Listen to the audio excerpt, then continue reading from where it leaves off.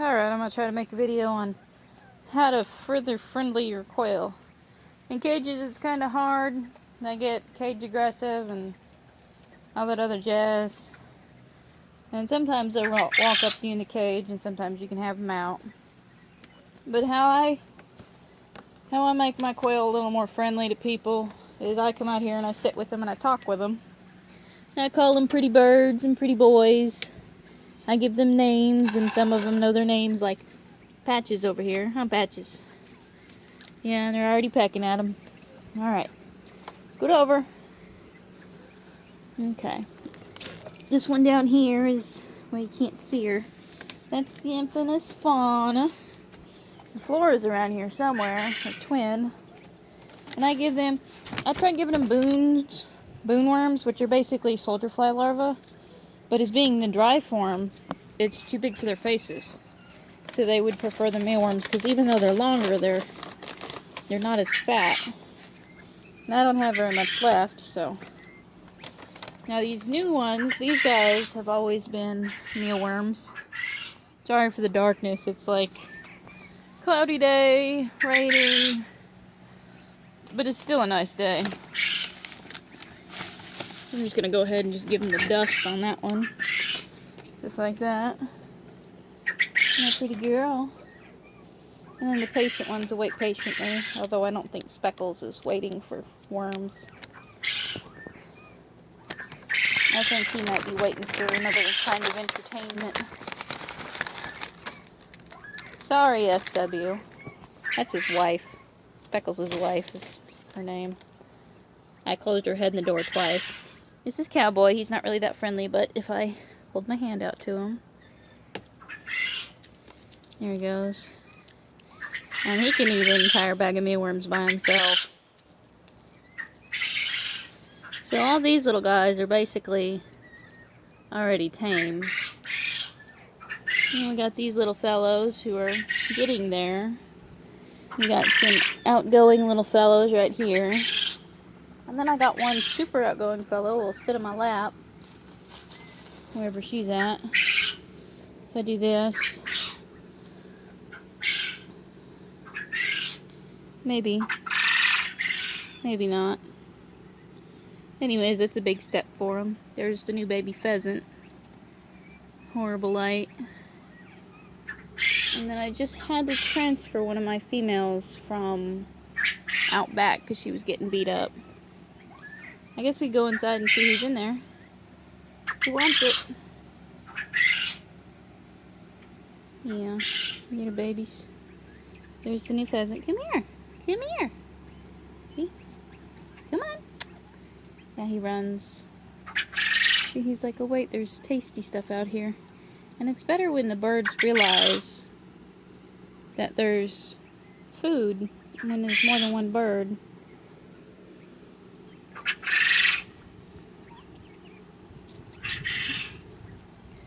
Yeah, there's the other pheasant. I'm calling him Creek because he's got a crooked toe. I was hoping that he was a girl, but it turns out he's a boy. So I'm having too many boys running the pack right now. And it's starting to mist again. Oh, calm down. Ouch, that's your finger. Get them overzealous about eating the mealworms. Yes. Have to go to Walmart and get more. You're really not supposed to feed them that much, because quail have a high metabolism as it is, but it can also make them fatty, and then you'll also, if you feed them the mealworms, you'll have to worm them. There's beloved Tito. Poor guy, he's blind. That's a bat, so he's miserable all the time. I'm seriously thinking about killing him. Come here, sweet pea. Come here, Marguerite. You want some? Marguerite. Come here, Marguerite. Come here. And she pooped. I think, you know, they're scared or they're happy as they poop. No? If I put some in here? Okay, you're fine, Marguerite. She's the one that I brought in from out back. I don't know what these guys are doing, but they're doing it. I'll give them some. And I guess we'll go back out front and see how much they've rated. You okay, buddy? Yeah, he's always in one spot or the other because he's not very visual. Don't poop on my board, Bob. This is Bob. You probably know Bob. He's an ornery little sucker. So, this right here, probably out of the country, probably when you're not maybe in the farmlands, you might not be able to find them. You want it? You may not be able to find them, but you can find that brand of mealworms in Walmart in the bird section, in the wild bird section. Where's my buddy? He probably won't do it now since he's on camera, but I had a buddy sitting in my lap eating out of my hand.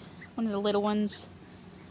Those are Bob White Catornix crosses. I'm hoping one of my Bobs and this fellow over here,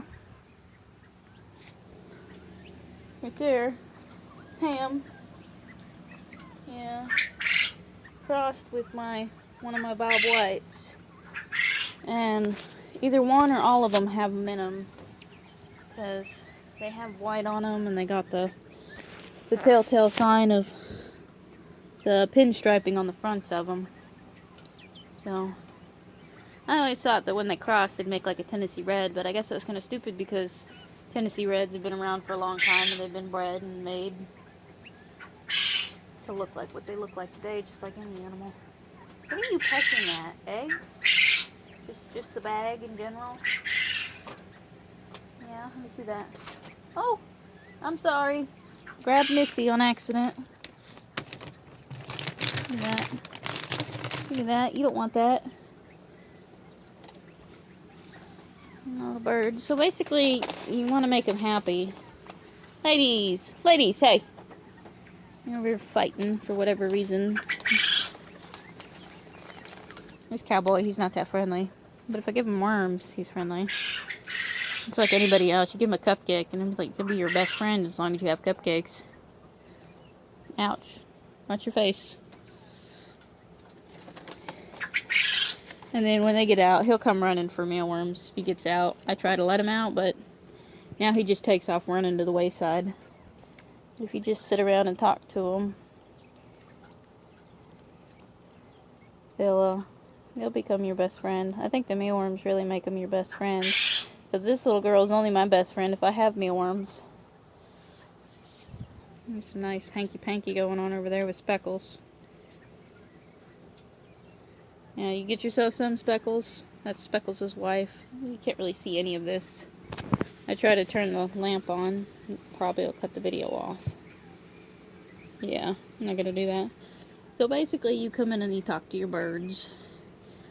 Quail aren't really pick-upable friendly, but they'll peck your feet. Yeah. You start feeding them mealworms too much, though, and they'll get a little spoiled and not listen to you. So you gotta find an even amount of what you can give them. I've given them way too much. I've given them almost an entire bag between today and yesterday because somebody decided to get out every Bob White known to man in here and take off running because Burrito sounded the alarm. But you don't want it now? So all my Bob's Whites taken off. I got most of them back. I think one of the babies got eaten by the neighbor dog. But got most of them back. You see that little one right there, you barely see the white on him. That's what's making me think that, you see the white on the other side, that Ham, who's in tuxedo wherever he went, got out, and, well, didn't get out, but just got down and jiggy with it. Here he is. Oh, Ham, how you going? Yep, you see the white on him just barely. Little tuxedo sucker. You'll see him in other videos probably. Look at your little fat crop, huh? Yeah, little fat crop. So that's how I make friends with my birds. And then I also let them out on supervised free range, which they're grounded because they took off running.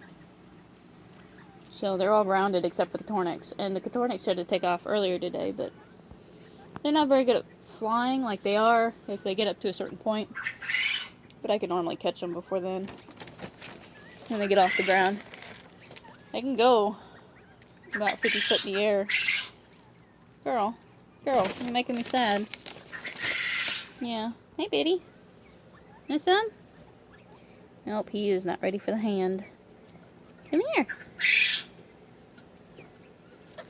Try to hide my thumb from him because I think that it's an extra appendage. You get him. You're right there. Get him. Okay, you're going to miss out. And then I have another. There he is, way back in there. So I'm trying to make friends with him, but I don't have enough mealworms. All these guys to make friends with.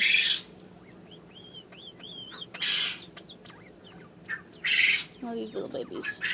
Yeah. I don't care if you touch them. I don't want to say this too early and jinx myself, but I think these bobwhite crosses, which somebody told me are called bobbirds, are actually really friendly. They're friendlier than regular bobwhite, but then maybe that's just because they're babies and you don't know that I'm going to try to eat them later.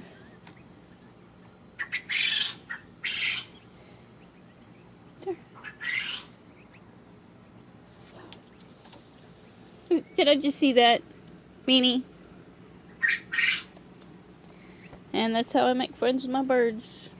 Just sit here and talk to them and give them the equal amount of mealworms, and maybe they'll be nice, and maybe they'll just ignore you. If they just look at them like they're a strange being, don't leave them in their food bowl because that'll cause them to scratch the food out of the food bowl if they don't already.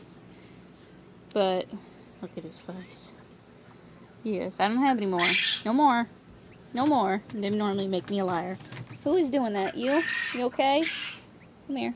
Would you be nice? Little shit. It'll cause them to scratch the food out of their food bowl, so find something separate, like a sauce bowl or something that you get from Chili's. You normally find them back in the Walmart section and put just a little bit in there. And then they may or may not scratch out of their food bowl. But if they have no idea what you're giving them and they just look at you like you're an alien, just leave it in there with them. And eventually they'll start looking forward to you coming and giving them food. That's what a lot of people do. If you give your birds mealworms, or if you give your birds earthworms from the ground, sometimes they'll have worms inside of worms. So you'll have to worm your quail more often. I worm mine. Today's been a really bad summer, so I worm mine twice a year. I've wormed mine 3 times this year, and I don't like worming them because I always end up losing 1 or 2, and I'm not sure why. It seems to turn them off of food. So I try not to worm mine as much unless they start losing a lot of weight and they look like they're worm bound or got too many worms in them. But yeah, that's about it. Just way to make your birdies friendly. Just talk to them and give them a little bit of tasty stuff. I give mine mealworms, watermelon. They love watermelon. They're not too keen of strawberries. There he is. You're sitting on top of it, buddy. Yeah, you're sitting right on top of it. Yeah, there you go. Turn around. Turn around.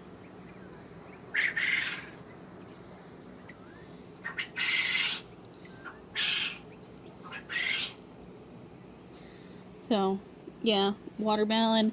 They love fresh cut grass. They love sand. They love lettuce. But I don't give mine the...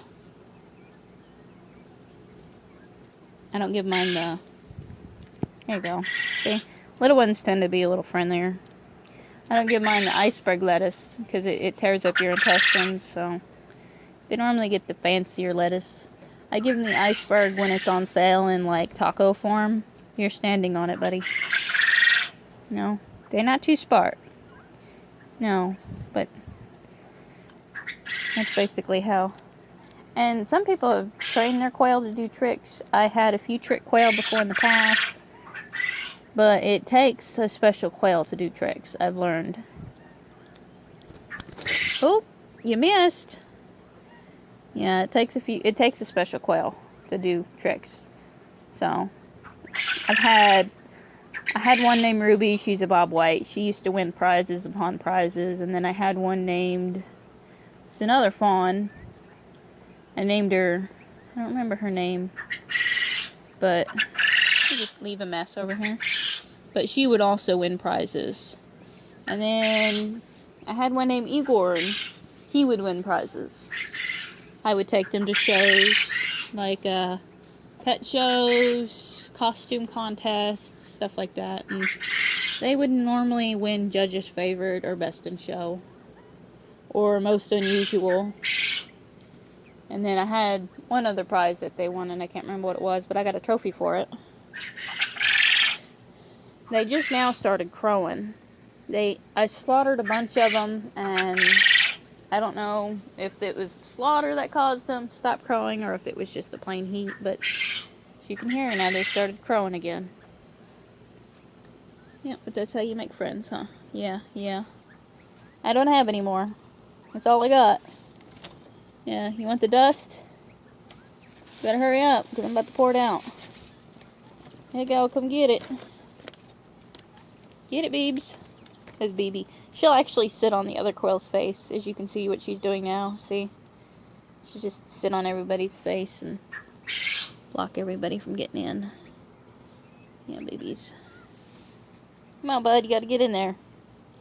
And then Burrito in the back, he'll actually pick quail up and throw them if you're not careful. I had him trained to sit on stones. So that stone, or the one I'm sitting on now, I had him trained to, this was his space where he would eat. So he would jump up here, and then I would put mealworms down, and he would eat his mealworms here while the quail would eat them on the ground, and it would prevent him from attacking the quail. That's all there is, bud. I guess there's a few up there. There's one right here. One right here. Right here. There you go. Good boy. So, they're pretty smart. Smart little birds. I'll probably get them some more mealworms tomorrow. Went through an entire bag yesterday trying to coax them back in the yard. Which worked for some, and then every time somebody come back and I get them in here, I'd give them some mealworms. I guess that's about it for these guys. But gentle talking and mealworms. Doesn't matter the brand, really. Each store holds different brands. Each store has different prices. You can have your own mealworm farm, which would be cheaper, but I couldn't have mealworms where I'm at because I'm not allowed animals in the house. And I don't think the manager would have liked mealworms in the house. So I bought mealworms from the store. They're cheaper than the live mealworms. And they're cheaper than the chicken mealworms. So if you go to like farm to market, normally like a 30-pound bag, probably not even that. Anyways, a big bag is around 40 or 50 bucks. That bag that I have is $10. And it's found in the wild bird section. And it has really nothing to do with the chickens. So the cheapest one is found at Walmart in the wild bird section. And it basically sells as mealworms. There's a small bag for $6 something, and then there's a large bag for $9. And that's the bag that I get. And basically, depending on how many quail you give, the recommended amount is 3 worms per bird. But I just throw a handful in there, and whoever gets what gets what. So, but I throw a couple handfuls in there, and it helps them out with the protein. And the boon worms, if they would have ate them, were high in calcium, so they would help with the calcium. But the boon worms were too big. They were too fat. Normally, soldier fly larvae lay in end of spring, start of summer.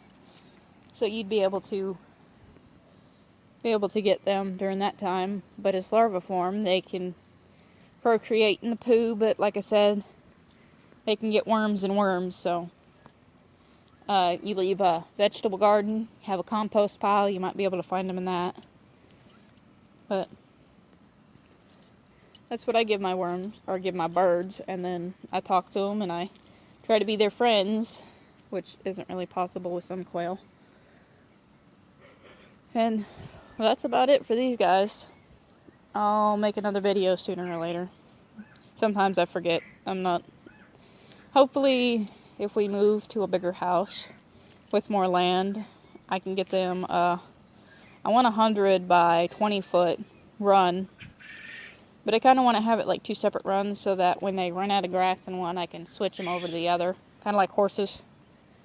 And then, but right now we're kind of in a balance. Either I'm going to kill and eat them all, I'm going to give them away, or I'm going to move them. It really depends. Like, we're kind of at a balance right now of where the birds are going to go. I ain't even collecting the eggs anymore. They're laying them. I just am not collecting them because I'm not incubating eggs. And the pheasants have stopped laying. It's almost fall now, so the days are getting shorter. Like today, it's been nothing but cloudy. And then I have a light in there for them, so the light's on 24/7. It seems like they feel safer with the light in there. They won't even run into the mews without it at night. Days are getting shorter, they're getting cooler, so I normally leave them out. And then in the summertime, it gets too hot to put them up because it gets like 110 at night in there. So I'll leave them out during the summer, and then when winter time comes, I'll start putting them back up. So that's about it for my birds.